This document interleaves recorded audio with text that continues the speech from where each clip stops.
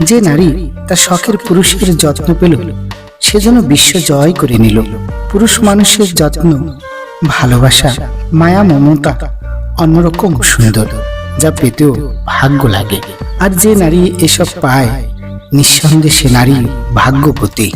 ভালোবাসা তো সেটাই, যাকে ভালোবাসার পর অন্য কাউকে ভালোবাসার ইচ্ছাটা মরে যায়। কর্মফল সবাইকেই ভোগ করতে হয়। নিয়তি কখনো কাউকে ছাড় দেয় না। সে যাই হোক না কেন, ঠিক সময় তার প্রাপ্য সে ঠিকই বুঝে পাবেই। সম্পদ তৈরি করার পুরাতন নিয়ম, যা আজীবন কাজ করবে।